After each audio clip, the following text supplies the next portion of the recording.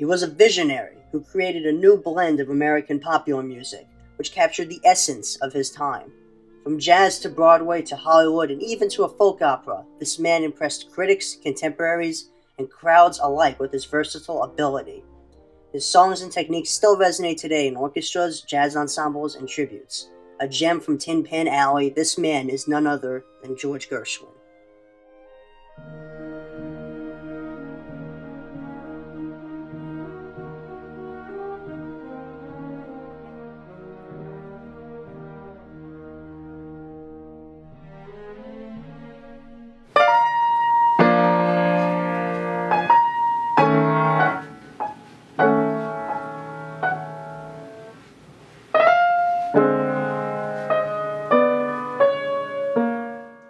Gershwin, who would later be among the Jazz Age's finest composers, came from surprisingly humble roots.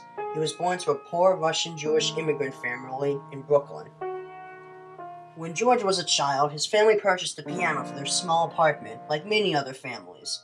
In fact, various areas in New York were called Tin Pan Alley, from the constant sound of pianos in apartments. Tin Pan Alley had its own unique style of music, and soon, George dropped out of school to be a song plugger for a local sheet music store.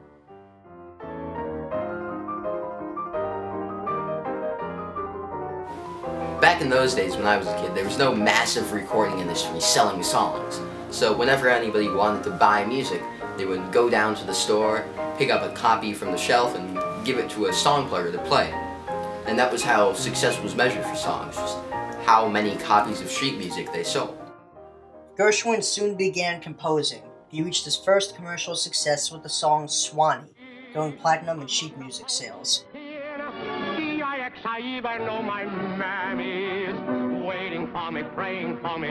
So Swanee really opened up a lot of doors for me, and so did La La Lucia, which was my first musical score. But I still felt conflicted between the popular show tunes and jazz and the high and mighty classical serious music of the time.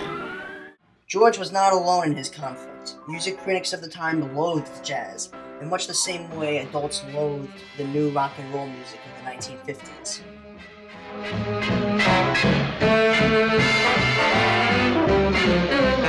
Jazz from people like Louis Armstrong and Duke Ellington, which was the music that I really loved, wasn't accepted by the older crowd. I mean, the adults didn't want their kids going out to speakeasies, hanging with flappers, doing the Charleston.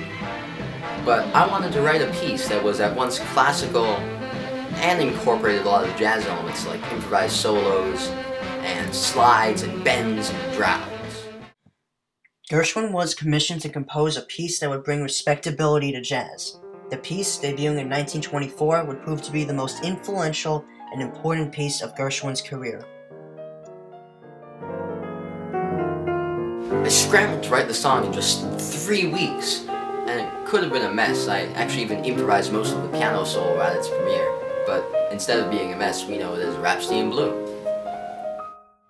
Rhapsody in Blue was the first song of its time to successfully fuse jazz techniques with a concert orchestra. Its huge success brought even more fame and prosperity to Gershwin. The concertgoers loved him, and critics and serious composers greatly respected him. Gershwin's most famous song, which you heard at the beginning of this video and are hearing now, still garnered some criticism, however.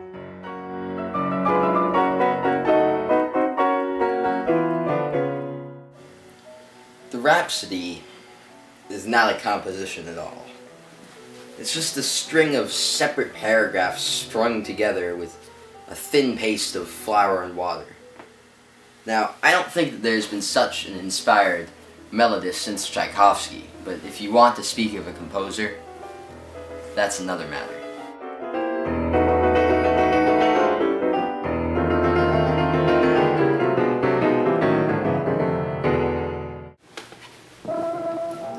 I started work on Broadway after that. My brother Ira was my lyricist and he put words to my melodies.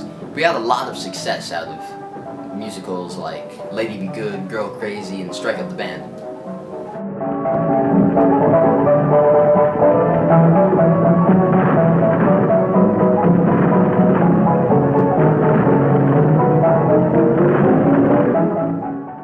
Based on his brief 1927 trip to Paris, Gershwin composed An American in Paris.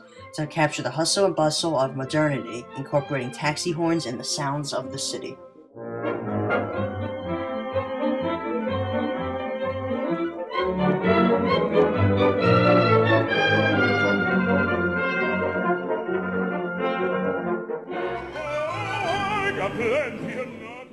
A little bit after An American in Paris, Gershwin embarked on his most ambitious composition.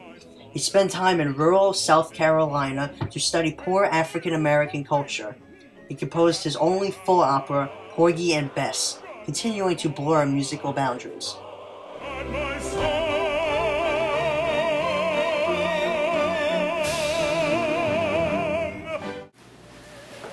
With Porgy and Bess, I really wanted to showcase the richness and fullness of that black culture that I studied.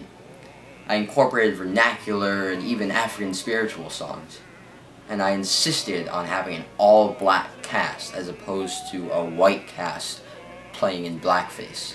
I wanted as real and realistic a portrayal of black culture as I could get. The way you wear your hat, the way you sip your tea, the memory of all that. I had a brief stint in Hollywood after Porgy and Bess. I wrote a lot of songs and scores for movies with people like Fred Astaire and Ginger Rogers.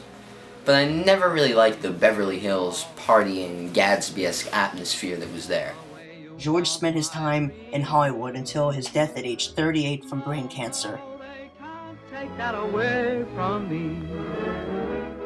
His music is still heard today, and Gershwin's works help to define the American national identity by blending old African music and old European music to make a truly American music. He also represents the American dream by rising from a working-class immigrant neighborhood to fame, fortune, and everlasting importance. Critics often remarked that Gershwin could only play the same style for every song. As a result, the New York Times countered by telling Gershwin's success at mixing various styles of music, saying, "George Gershwin gave jazz itself a new importance and consideration as a musical medium, and proved that significant creation was possible in terms of this popular natural idiom." Gershwin's impact on American music and the jazz age ensures his memory will not soon be forgotten.